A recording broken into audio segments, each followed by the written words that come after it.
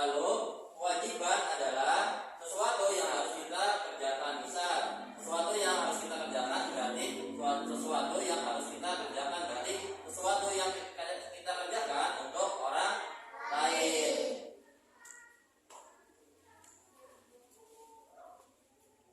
Contoh hak anak di rumah sebagai berikut.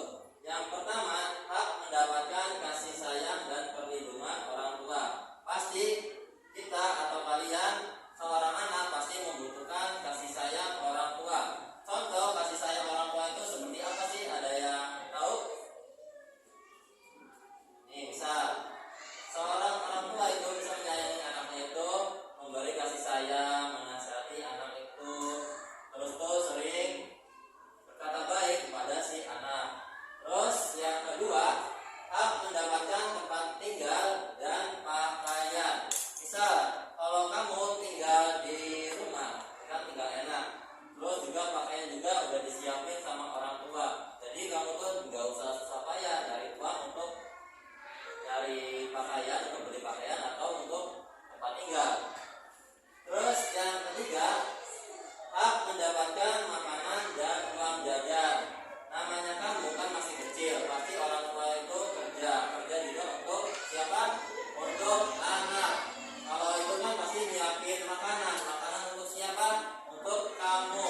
Dan uang jajan pasti kamu kalau main ataupun sekolah pasti kamu butuh uang jajan untuk beli makanan. Nah, di sini selain yang Bapak sebutin hak anak di rumah, ada yang tahu selain di sini? Hak untuk bermain. Hak untuk bermain. Emang kamu kalau di rumah nggak perlu main? Emang kalau di rumah diam sendiri, pasti kamu kan butuh main atau teman bermain, bisa main sama teman ataupun ke rumah teman ataupun mana saja, mau wisata, mau keluar kota, itu hak untuk bermain. Terus selain itu ada lagi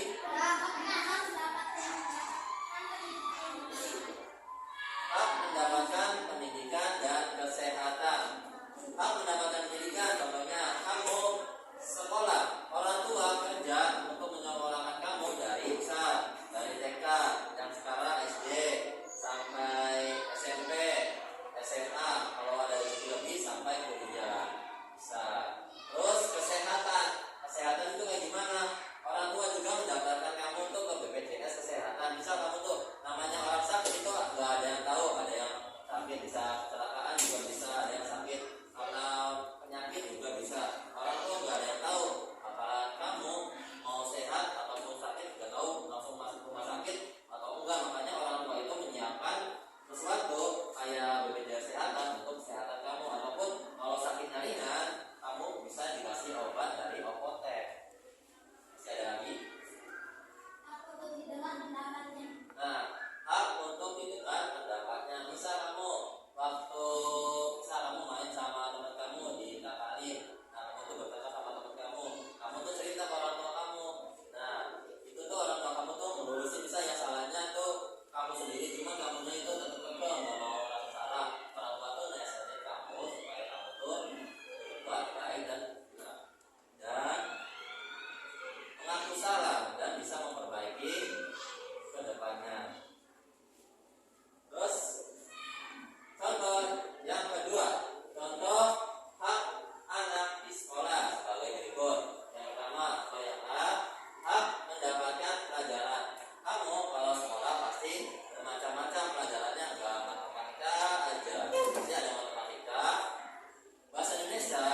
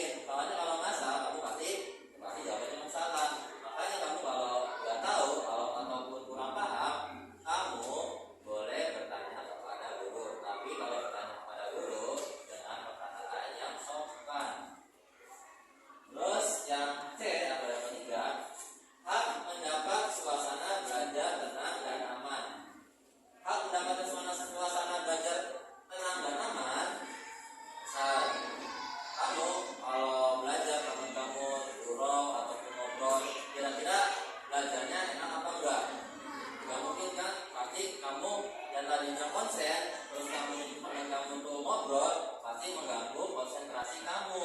Makanya seorang guru ataupun agung berusaha sebelum memulai pelajaran mengkondisikan kelas dulu supaya lebih tenang, supaya pas waktu pembelajaran bisa lebih kondusif. Terus yang ketiga atau yang ketiga, hak mendapat suasana belajar tenang dan aman. Lihat aja. Selain dari contoh hak mana di sekolah yang ada di sini, ada yang lain. Mendapatkan nilai. Hak mendapatkan nilai. Bisa kamu mengerjakan soal matematika, bisa kamu tuh udah selesai. Pasti kamu tuh ke guru untuk mendapatkan apa? Untuk mendapatkan nilai. Misal ada yang salah dikoreksi, kalau udah benar tinggal dinilai oleh gurunya. Selanjutnya ada yang lain. Hak mendapatkan surat tambahan. Hak untuk Perpustakaan. hak untuk meminjam buku di perpustakaan. Misal kamu tuh kan namanya buku pelajaran di kelas, misal ada yang kurang, kamu tuh cari referensi atau buku yang lain. Karena kalau di perpus kan bukunya lebih lengkap, lebih banyak, kamu boleh meminjam buku di perpustakaan. Selanjutnya ada lagi. Nah, hak untuk menjadi anggota perpustakaan itu tuh maksudnya kamu bisa kelas 4, gilirannya Senin Selasa.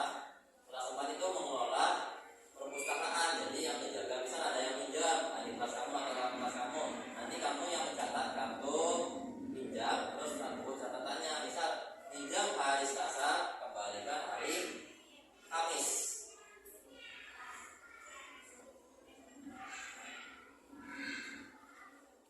Nah, sekarang contoh kewajiban. Di sini ada contoh kewajiban anak di rumah sebagai berikut. Yang pertama, membantu kebersihan lingkungan rumah. Membantu kebersihan lingkungan rumah itu seperti apa? Ada yang tahu? Menyapu, mengepel, memasak, membantu orang tua, cuci piring juga bisa, mencuci baju, dan masih banyak lagi. Terus yang kedua, menghormati dan menyayangi orang tua. Menghormati dan menyayangi itu sama atau enggak? Beda.